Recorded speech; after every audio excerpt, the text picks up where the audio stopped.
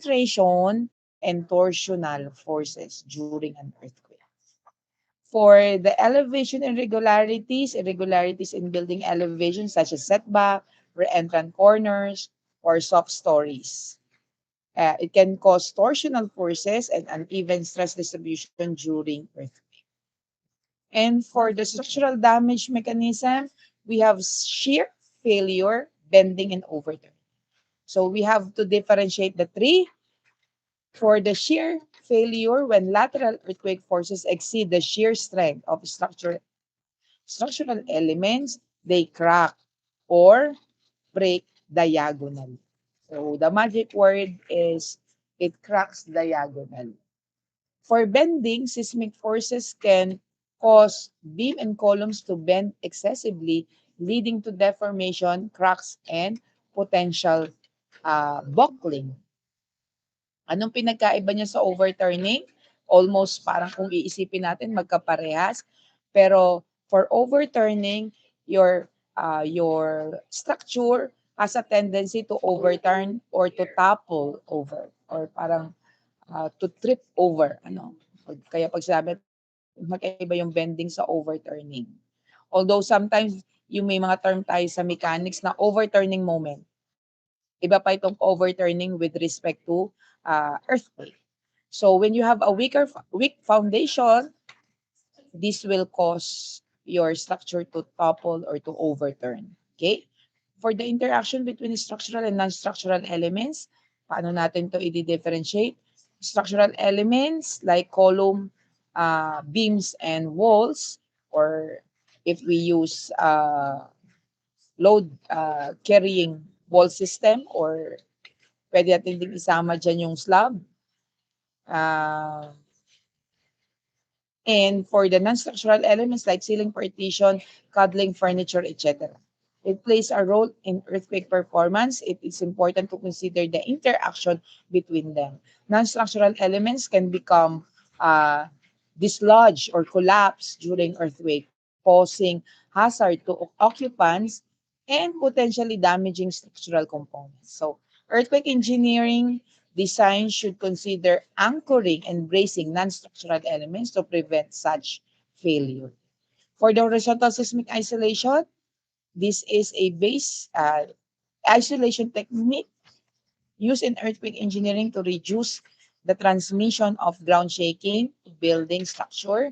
And the building is isolated from the foundation by a layer of flexible bearing that absorb and dissipate.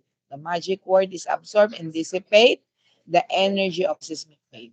So this can significantly reduce building movement and damage during an earthquake.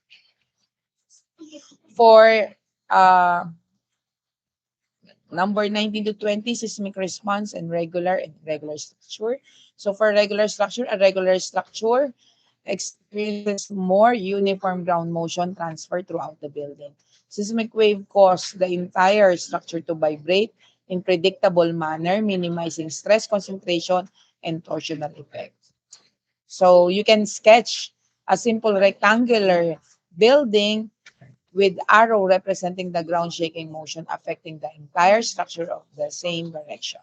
For the regular structure, experience minimal torsional forces or twisting due to symmetry. Forces are distributed more evenly throughout the structure and tends to sway back and forth in predictable manner during shaking. For irregular, it can experience significant torsional forces due to asymmetry. Uneven distribution of forces can lead to stress concentration in the areas and may experience complex shaking pattern, making more vulnerable to damage. So, ayan. So, ito yung ating answer key.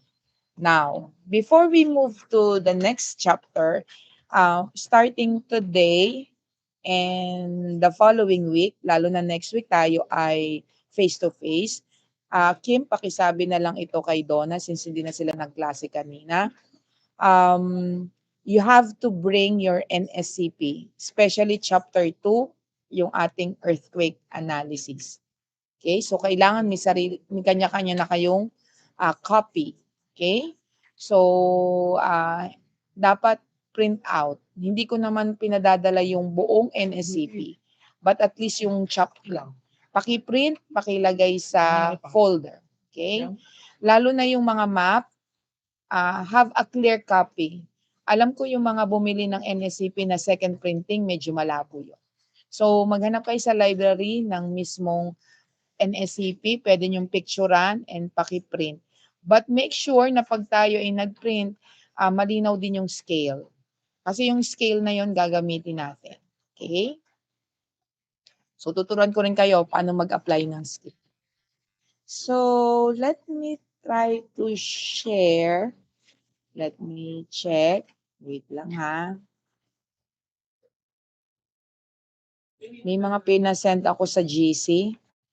Recently, kung nanonood kayo ng news, kung nanonood ng news, nagkaroon ng earthquake before ending this month. Nasaan ba yun? Nasaan yung ating earthquake?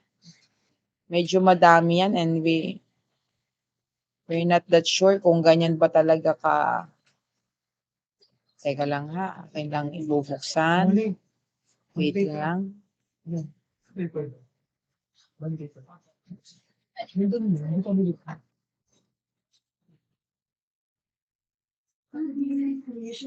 Let us check kung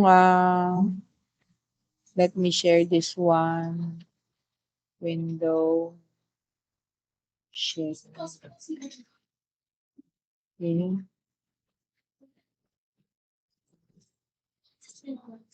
Medyo wala naman ulan sound, walang problema. Okay. I'm not sure lang kung ganito ba talaga to. Can somebody verify kung ito ay real? Mukha namang hindi AI. Check nyo nga. Parang mukha namang hindi AI generated. So imagine kung gaano kalakas yung naging earthquake. Sobrang lakas naman talaga because of the 7.7 magnitude.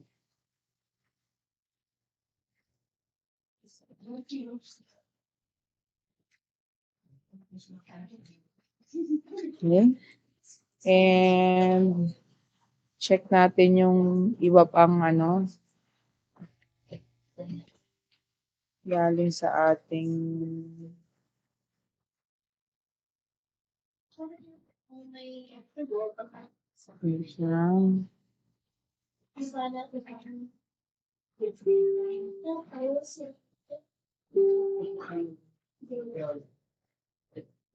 Molly.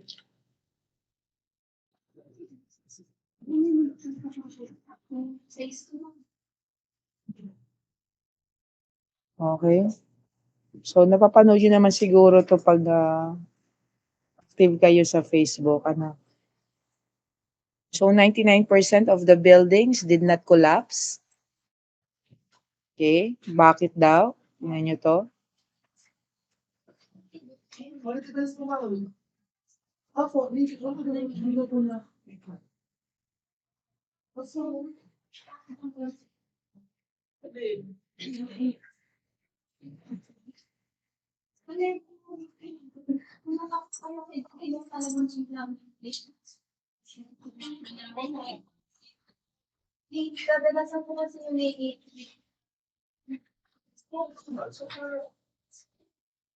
Ang balak din po ilalagay ko po din sa princess yung kasi po yan parang print screen lang.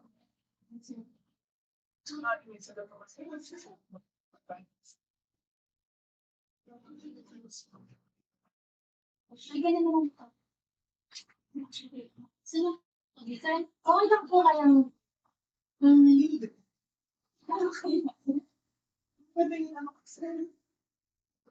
mo kami? Pwede na, ako mo. Yung kasi po kami din sa street. May sama-sama na po yung mga bakit po yung street alay.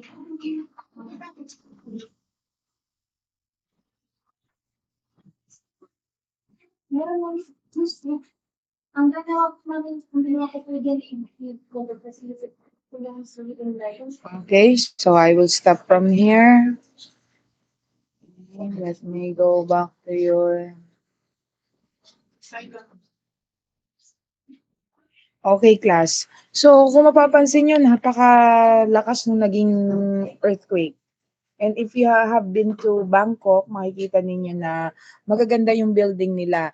Magaganda, hindi lang sila skyscraper, but maganda yung architectural design. Okay?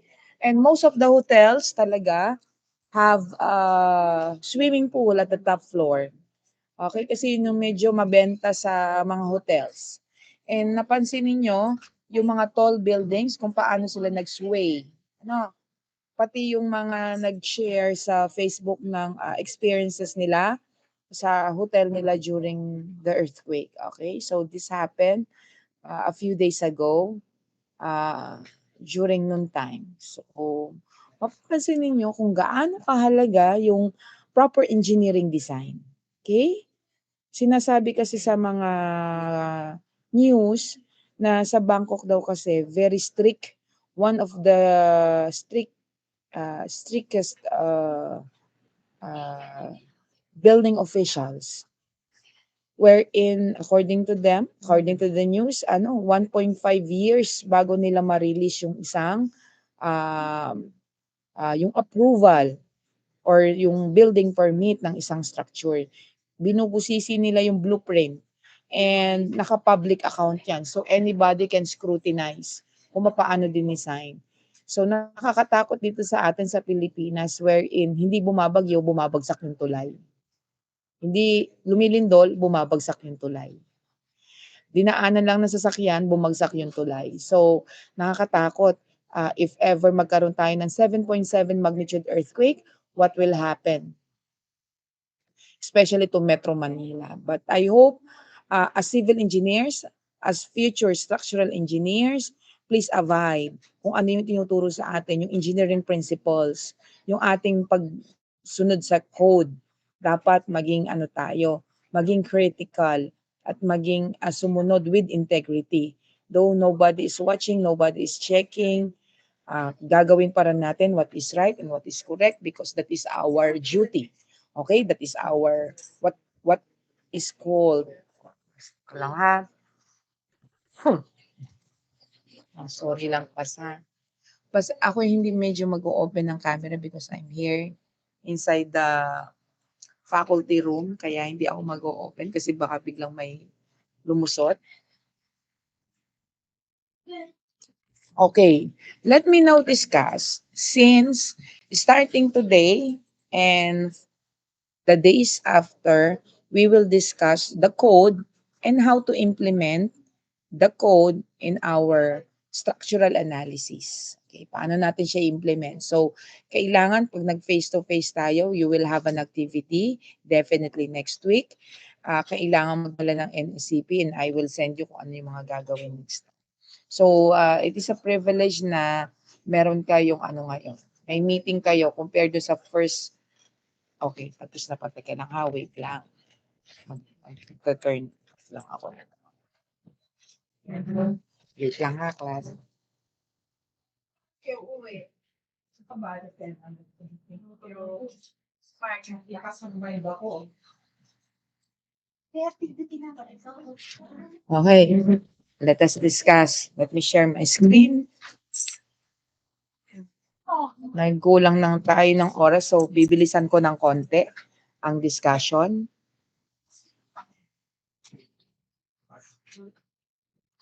Let us discuss first NSCP under Section 2 Earthquake Analysis or Earthquake Law. Okay, so for the sake of discussion, maganda lang kasing buksan or gamitin yung NSCP 2010. Okay, may kaunti lang naman silang differences, pero mas maganda lang yung copy, mas clear lang yung copy ng 2010. Kaya for the sake of discussion, ito yung gagamitin ko for today. So, okay, wait lang. So, Section 208, Earthquake Load. So, please, pakibasa ng mga code at saka yung ating definition of terms. So the purpose of the earthquake provision herein is primarily to safeguard against major structural failures and loss of life, not to limit damage or maintain function. For the minimum seismic design, structures and portion thereof shall as a minimum be designed and constructed to resist the effect of seismic ground motion is to provide this section. When the code, for the seismic and wind load, when the code prescribed wind design produce greater effect, the wind design shall govern. But detailing requirements and limitation prescribed in this section, in reference section, shall be followed. For the magnitude, ang gagamitin natin ay yung wind if the wind govern. But for the detailings, kailangan sundin pa rin natin yung mga pinrescribe ng seismic code. Okay? So, dapat i-adhere pa rin natin what is in our seismic code. For the definition of terms, kindly read this one. Base, it is a level at which the earthquake motion are considered to be imparted to the structure or the level at which the structure as a dynamic vibrator is supported. Base shear, V, is the total design lateral force or shear at the base of the structure. Bearing wall system is the structural system without a complete vertical load carrying space frame. So madami ito, hindi ko babasahin lahat. Uh, we have here the design response spectrum, design ground motion, concentrically braced frame, design seismic force, diaphragm. So nandito lahat, drift, soft story, P delta effect. P delta effect is the secondary effect on shear, axial forces, and moment of frame members due to action of the vertical load induced by horizontal displacement and structure resulting from various loads. So, hindi ko na babasahin lahat ng yan. And then, we have the notations. We have the symbol. So, pakibasa, ano yung ibig sabihin ng mga symbols na to. So, gagamitin natin kasi itong mga term and symbols na ito. So, dapat ma-familiarize na kayo dito. Z is the seismic zone. Okay. W is the total dead load defined in 208.5.1.1. So, babasahin natin to kasi mahalaga ito sa ating formula. Okay? Now, for the criteria selection basis for design, procedure, and the limitation of the design of structure shall be determined considering seismic zoning, site characteristic, occupancy, configuration, structural system, and height in accordance with this section. Okay? The minimum design strength shall be based on the design seismic force determined in accordance with static lateral force. Where strength design is used, the load combination of section 203.3 shall apply. So, ito yung mga kailangan nating basahin at intindihin. And your interpretation should be logical. Ano? So, babasahin natin ng ayos para ma-apply natin ng maayos yung code sa ating analysis. Pagdating kasi sa analysis as a designer, the assumption will be based on our prerogative. No? Kung paano tayo yung judgment characteristic natin, yun ang mananaig. Okay? So, kailangan maganda yung ating assumptions, assumption of loads, assumption of design criteria, etc., etc. Okay? Now, for allowable stress design, we may use to evaluate sliding or overturning at the soil structure interface regardless of the design approach used in the design of the structure, provided load combination in section 203.4 are utilized. Now, next, the most important data na dapat alam natin is yung occupancy or this is I. Okay? I-apply natin bago ko explain ito. Ito yung ating formula for base shear. Ito. Ayan. Static force procedure, we have this, the design base shear, the maximum base shear, the minimum base shear, and the minimum value for zone 4. So, you have 4 equations of base shear na ating ifa-follow. Take note for the computed design base shear, we have V is equal to CVI over RTW times W. So, W is the dead weight. So, hindi kasama dito ang live load. Okay? Hindi kasama ang live load. Bakit hindi ma'am kasama ang live load? Ba't po ang sinasama lang ay dead load? Ano? Kasi meron tayong load combination. Our load combination are composed of dead load plus live load plus F is fluid load, H yung ating soil pressure, okay? Tapos meron pa tayong roof live load, meron pa tayong um, wind load or seismic load. 0.6 W or 0.6 wind load or earthquake load divided by 1.4. So meron tayong load combination. Sa load combination na yon, magkabukod ang seismic load at saka yung live load. So hindi natin sinasama ang live load pagdating sa W. Dead load lang. Now, meron tayong CV, I, R, and T. Lumabas na yung I. I is the importance factor. Importance factor. V is the base shear. Okay? CV is the near source.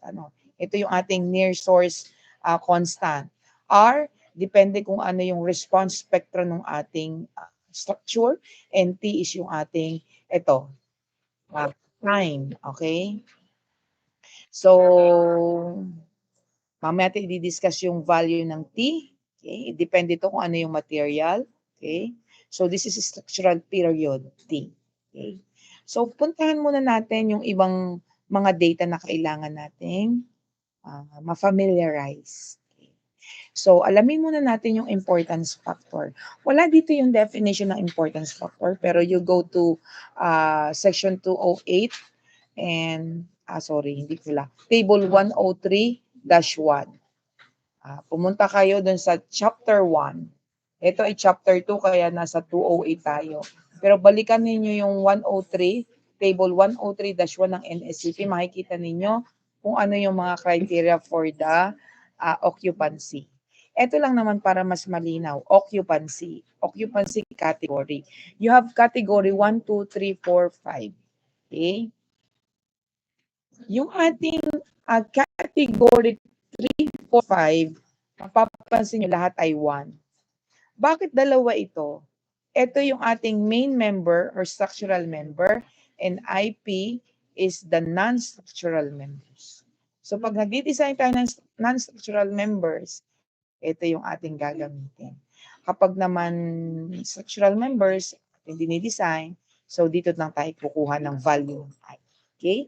Mapapansin natin, category 3, 4, and 5, whether ano man yung included dyan, lahat naman sila ay 1. NSCP 2015,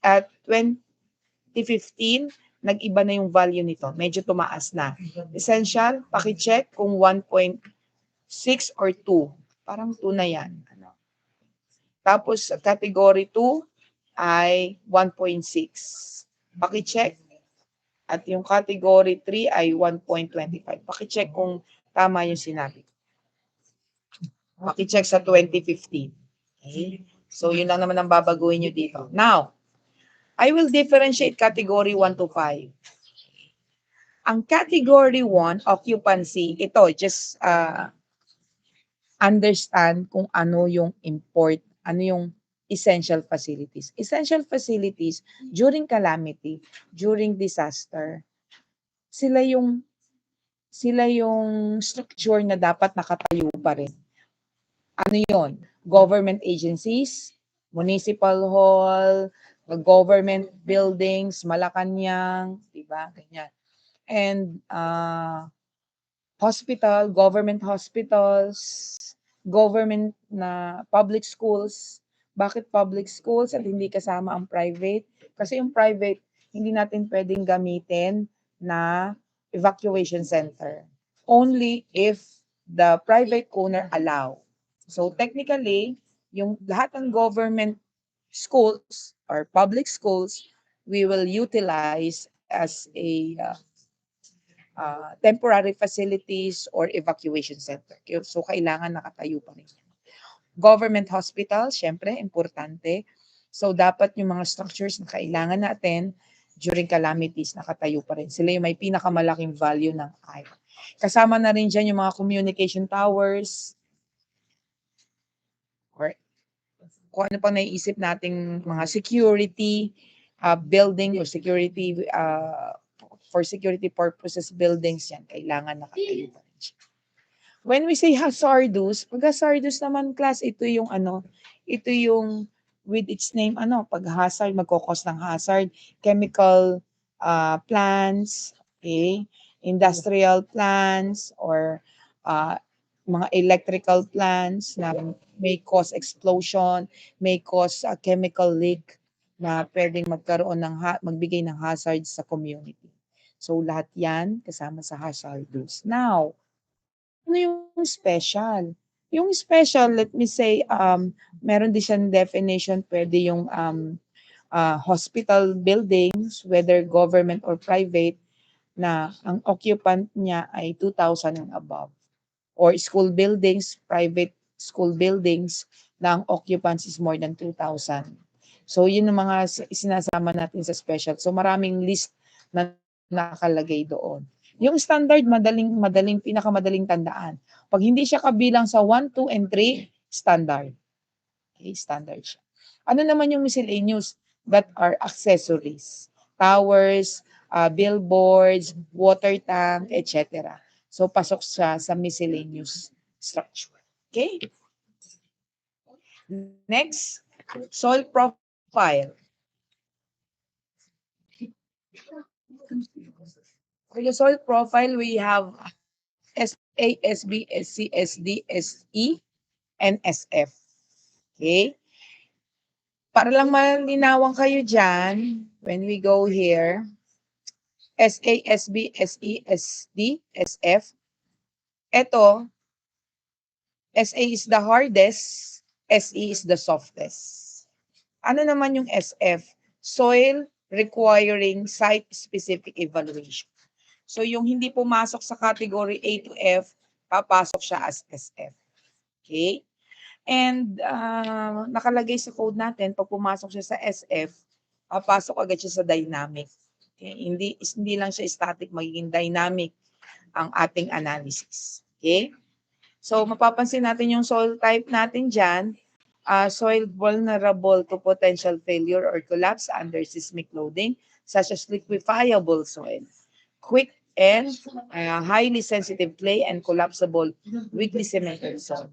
Okay, so pasok tayo sa ating SM. Liquefiable. Okay. Pits, ano ba? Compost pit, yung highly organic clays or soil, pasok tayo sa category SF. Lalo na kung this is around 3-meter thick. 3-meter thick. Next. Very high plasticity clay with plasticity index PI greater than 75 and with a depth of clay exceeding 7.5. So liquefiable na talaga yan. So pasok tayo as SF. Very thick soil medium stiff clay where the depth of clay exceed 3.5 or 3.5 o 35 meters. 35 meters. Now, kapag yung ating SPT ng blows is greater than 50, pasok tayo sa SE, very dense.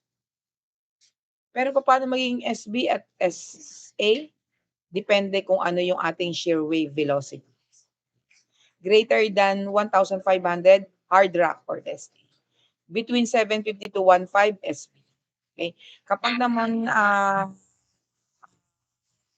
yung SPT natin, pag tayo ay geotechnical test, makukuha natin tong number of blows. Ibig sabihin ng number of blows, 50 blows bago natin ma-achieve yung 3 mm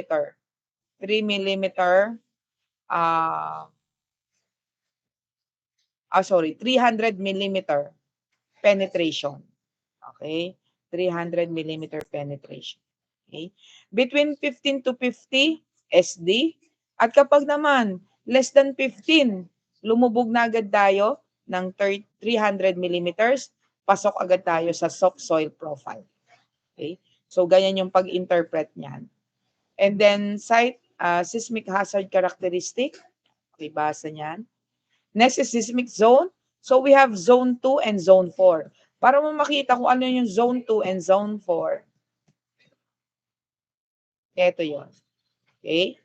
So, this is the map of the Philippines. Okay? So, ito yung ating zone 2 and zone 4. Actually, kasi itong zone 2 belongs to another plate. Itong zone 4, nandito na tayo sa Philippine plate, which is very active. There is high concentration of seismic activities at zone 4. Whereas in zone 2, less ang seismic activities. Actually, maraming type of buildings na i-construct sa zone 2 ang hindi nangangailangan ng dynamic analysis. Pasok tayo dito sa static. Okay? Laging pasok sa static, kalimitan. Okay? Pasok tayo kapag tayo na zone 2. Ano yung nasa zone 2? Palawan and Sulu. Yun lang yung included sa zone 2. The rest, included na sa zone 4. Okay? So, balik tayo dun sa ating dinidiscuss kanina.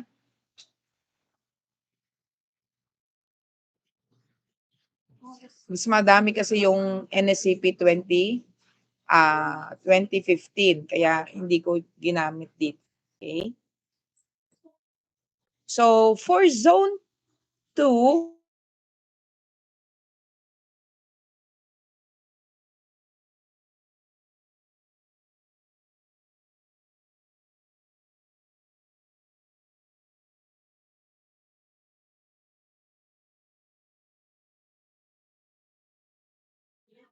nawala. Okay. Class, pasensya na pag nawawala ako nawawala tayo sa,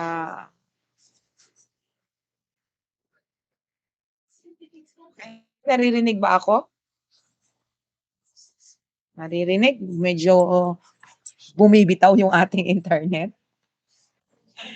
Hindi lumalaban, bumibitaw. Okay. Pasensya na sa boses ko, hindi pa rin magaling. Medyo paus pa din. Okay. Now, ito yung mga tatandaan na natin. Yung seismic source type. Okay?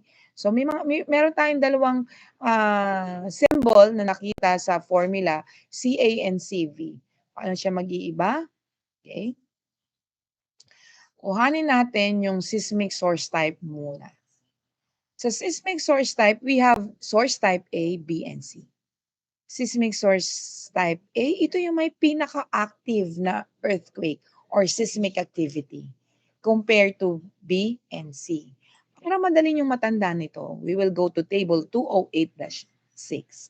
Kapag yung location natin, location ng ating building, okay, or structure, yung location ng ating structure, naka-experience na ng 7 magnitude or greater than 7, pasok tayo sa source type A. 7 pataas. Okay? Katulad halimbawa doon sa Bangkok, naka-experience sila ng 7.7. Kung halimbawa, i-apply natin yan dito sa Batangas, na-experience ng 7.7, pasok tayo sa source type A. Anything na greater than 7, pasok sa source type A. Kapag naman source type B, ang magnitude natin, earthquake magnitude, is between 6.5 to 7. Okay? Between 6.5 to 7, naka-experience na tayo, pasok tayo sa B. Kailan naman magiging C kapag less than 6.5 or below 6.5 ang magnitude? Let me say the area have not experienced greater than 6.5 magnitude, pasok agad siya C. Okay? So, tandaan lang kung B. Ang range niya ay 6.5 to 7. So, below 6.5 C, above 7 A. So, mas madali siyang tandaan. Now, Saan natin gagamitin yung A, B, and C na yan? Sa pagkuha ng NA. Okay? Saan gagamitin yung NA? Sa pagkuha ng CA at ang NV sa pagkuha ng CV. Okay? Doon sa ating formula, meron tayo doon nakalagay na CA and CV. Pag kailangan mo ay CV, depende kung ano yung ating soil type. Okay? And let me say, ang nakuha mong soil type for formula natin ay 54N. Tayo able na to para able na tayo para makuha yung NB. And kung i-dash for kuha natin yung value ng A. Kuha yung value ng NA, we will check. Tayo ay of course A, B, less not daan tayo pala this is 5 kilometer kilometers. Ano naman kukuhanin ito? We will go to the map. To the map. Go to map. Okay. Okay. Map yung 15 region by region. Let us say, kailangan nating malaman yung Batangas City. Ito yung center ng Batangas City. Mapapansin natin, ang layo ng active fault nandito pa sa Calapan. Okay? At meron ding isang fault doon na pag ating in-extend natin ng konti, wait lang, sa taas, ito yon. Pag in-extend natin, this is the West Valley Fault. West Valley Fault. And this West Valley Fault is very active. Then this is Taal. And below that, yung okay, direction niyan, yung map ng Pilipinas. Check natin sa mga Pilipinas. Okay, mas natin tingnan na ito yung City. Ito yung Balism. At ito din yung Burokol. If extend this line, this is a built-in straight line. Ito Batasi. So sa history natin, Batasi. And fault, meron pa tayong minor fault dito. We have the Lubang Fault. This is the Lubang Fault. Ito yung Lubang Fault. Ito yung ating origin natin. Meron tayo dyan fault. And when we saw, hinahati niya ang oriental at occidental. Kung imagine natin yung bigger scale ng Philippines, hinahati yung Pilipinas ng active fault. Ito, hanggang Mindanao. Okay? So, with this scale, okay, titingnan natin yung ating scale. 0 to 100, so ito ay 50. 0 to 50. So, i-measure nyo to using a scale, and then, ita-translate natin dito. Measure the perpendicular distance of the location to the fault line. That will be our activity sa face-to-face. Tuturuan ko kayong mag-measure ng distances. Bakit natin kailangang malaman? So, kung ito around 50, ang kalahati is 25, kalahati ng 25, 12. So, around ganito kalaki, mga 10 kilometers. Kung iisipin natin, kung i-straight natin to, ang perpendicular distance natin is less than 5 kilometers. So, pag nag-design tayo, kaya nga sabi ko, pag nag-design tayo, based on our assumption, based on the structural designer's assumption. If I will design a structure, anin ko na agad dyan, ay yung perpendicular distance na check sa history ng Batangas City kung naka-experience na tayo ng 7 magnitude. Probably meron na. Kasi yung pinakahuli natin noong 2017, hindi pa yun yung pinakamalakas, 6.7 magnitude. So, nearly 7 na yon. So, pwede ko nang ilagay sa category A, less than 5 kilometers. So, sa 2010, this is 1.2. Paki-check sa code natin ng 2015, this is 1.6. That is 1.6. Paki-check kung 1.6. So, you can solve NA here is equal to 1.6. Pagdating ngayon dito sa NV, less than 5 kilometers, source type A, pupunta tayo dito, ang value ng NV is 1.6. Pero sa 2015, this is 2. NV is equal to 2. So, if NV is equal to 2, pupunta tayo dito sa CV. Kailangan ko makuha yung value ng CV. Let me say the soil profile is D. Okay, ang soil profile ko ay D. Papasok ako sa Zone 4 kasi ang Batangas City ay nasa Zone 4. I will use this formula. CV is equal to 0.64 NV, where NV is equal to 2. So that the value is 1.28.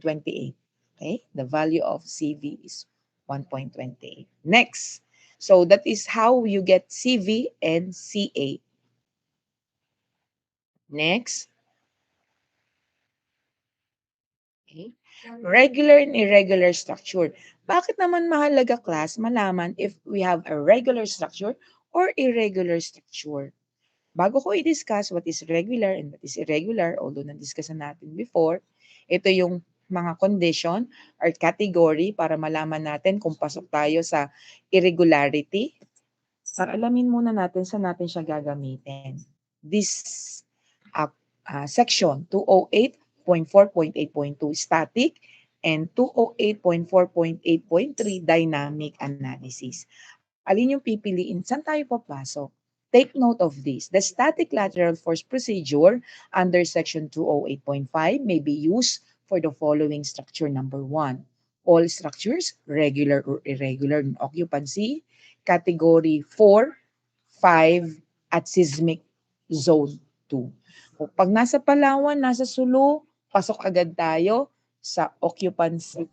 Pasok agad tayo sa static kung ang ating occupancy ay 4 and 5.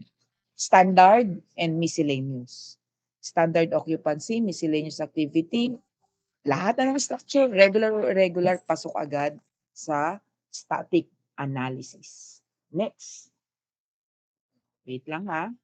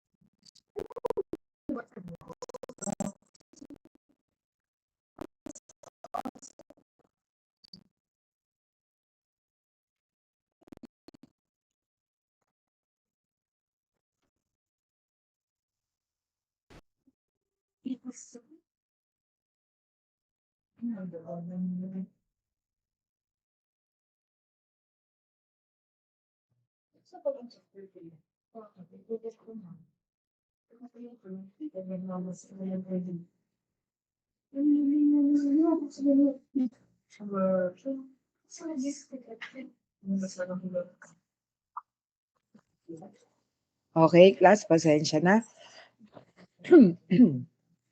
Excuse me. Balik tayo dito. Ano? Next category, regular structures under 75 meters in height with lateral forces resistance provided by a system listed in table 208-11. Yung 208-11, ito yon. Kung hindi tayo, sorry, 11 pala. 208-11. Nasaan yung 208-11? Ito. 208-11. So, next. Wait.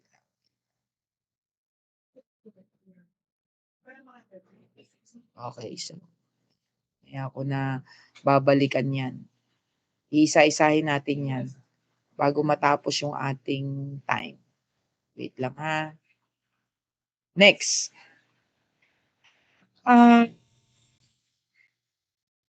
For irregular structure, more than 5 stories or 20 meters in height. Not more than 5 stories or 20 meters in height, pasok tayo sa static kahit siya irregular structure.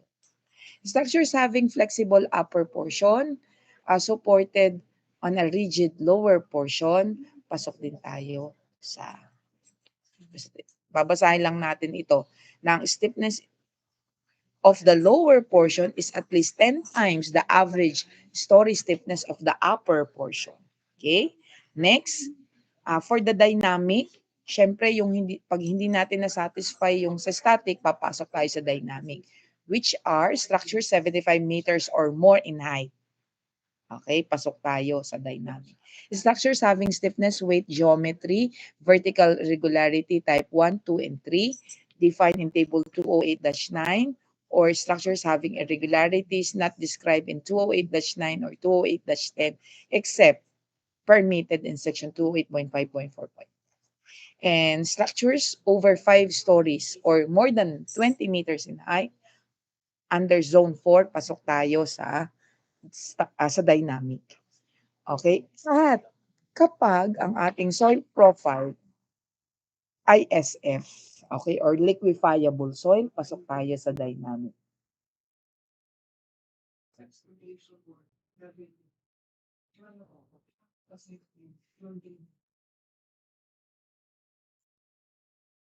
Next. Ano ha? Now, babalik tayo dito, okay, sa irregularity. So we have here 5 categories for vertical irregularity and 5 categories for horizontal irregularity. So babasahin itong maigi dahil next meeting, magbibigay ako ng example nito. Katulad nito, ang category 1, stiffness irregularity, soft story, then weight irregularities, vertical geometric. So ano yung ibig sabihin nito? I have a few minutes na lang. I will stop sharing at ipapakita ko lang sa inyo yung example. Pero i-discuss ko to next meeting para ma-appreciate nyo yung nasa code natin. Okay? Para mas ma-appreciate. Ipaliliwanag ko to ng maigi, paano ito i-apply and how will you interpret the code. Now, this is example number 1 under the category. Okay? Wait lang. Okay. Ayan. So this one is example number 1, horizontal irregularities type 1. So we have here a example, you have a 4-story special resisting frame. Madali lang itong i-explain. Frame building has a rigid floor diaphragm under specified seismic forces, including the effect of accidental torsion. It has the following displacement at level 1 and 2. So given na itong displacement at level 2, left of level 2, 33 millimeters.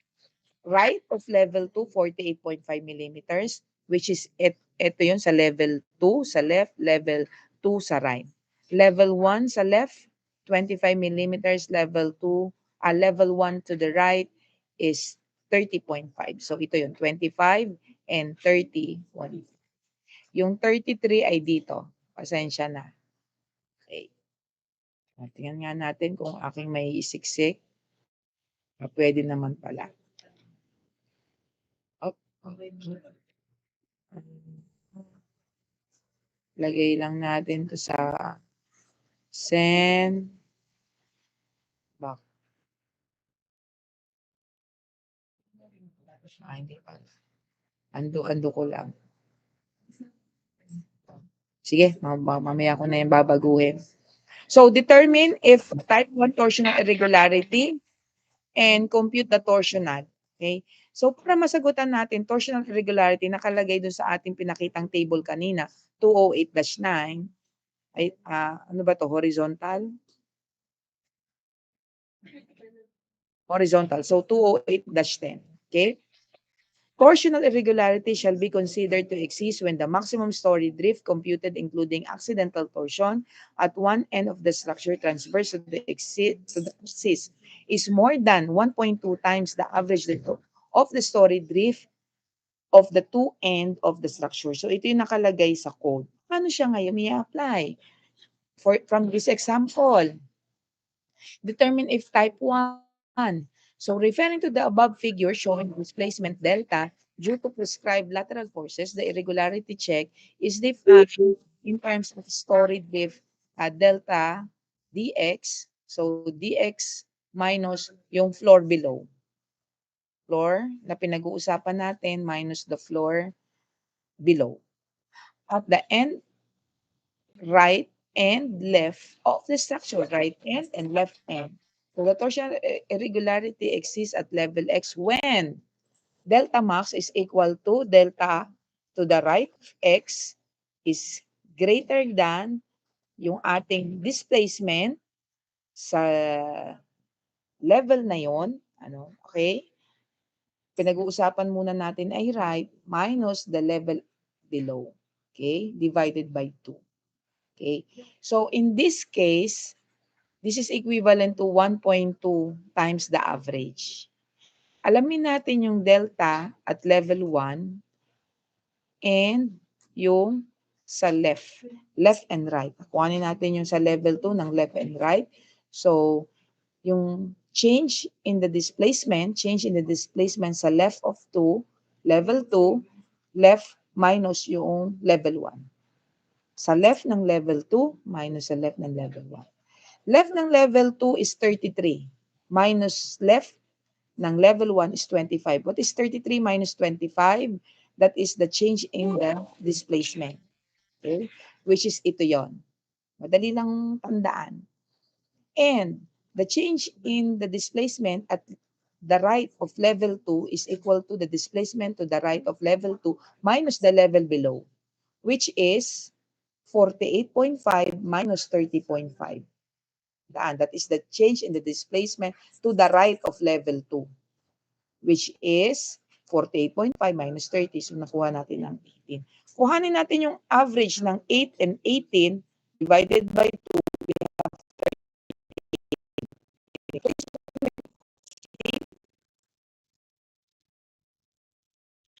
So, lang din using this formula.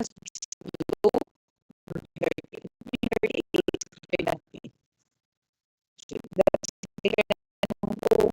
Therefore,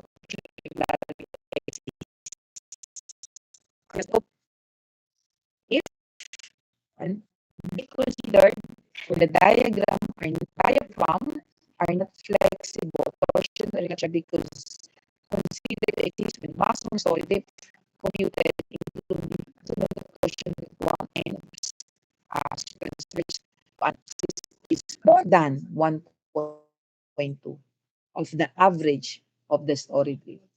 More than 1.2.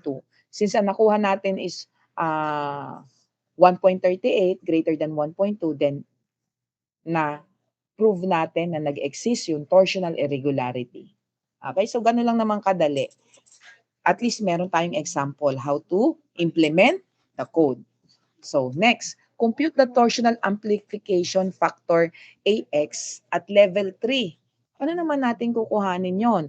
When torsional irregularities, naku, 6 na pala. So delta X is equal to this formula, which is yung ating delta max, ito yon. Okay, nakuha na natin. Divided by 1.2 times the average. The average is 13 times 1.2. So just apply the formula. Okay. Apply the formula, makukuha natin yung 0.98 which is less than 1. Therefore, use delta x is equal to 1. AX is equal to 1. So, madali lang sundin ang code. Madali lang sundin. Pero tatandaan lang yung formula na yan kasi hindi to given. Ito ay how will you interpret yung nakalagay sa yung verbal. Ano? Okay? Kuha? So, i-explain ko pa to further face-to-face. Gagawin natin to. We have several activities. Yung 3 hours natin, activities lahat yun. How to interpret your code. Ang walang code ay umuwi na next meeting. Okay? So, kailangan you have a print out. So, stop sharing. Stop sharing muna ako. Kim, okay na ba yung ating attendance? Lahat ba i-present? Lahat ba ay mayroong... Yes po, ma'am. Hindi na naman po lahat. Okay, very good. So, I hope next time, let me say for example, kayo naman yung affected at yung kabila yung aking kaklasihin. Pwedeng, ang hindi makaka-attend sa class nyo, pwedeng umattend sa kabilang class, whatever is the reason. So, lalo na kung online. Kung online, walang barriers. Except, meron kayong conflict sa klase. So, that's it for today. Kahit saglit na lang yung oras natin, naging productive pa din. But next meeting, mas productive tayo. So make it sure lahat may dala, Kim, ikaw nang bahalang mag-remind, lahat may print out and magdala na ng extra bond paper. Everyone should bring a straight edge. Lagi dapat baon ang 30, 60, 45 by 45. Dapat dala nyo lagi yan. And let us see to next meeting kung ano yung maraming magagawang activity natin. Hopefully, makuha ko yung example 1 to 5 ng table 208-9 at table 208-10 para ma-apply ninyo kung dynamic or static yung ating magiging design. Pero ang ating undergrad, sa curriculum sa undergrad, static design lang ang i-discuss ko sa inyo. Hindi ko i-discuss ang dynamic kasi yun ay pang masteral. Goodbye everyone. Thank you for coming. Wait a minute. Kailangan makita niyo ako. Kailangan makita niyo ako daw. Goodbye everyone. Wala bang pa-happy birthday, ma'am, dyan? Goodbye, everyone. Pwede po, ma'am. Birthday po.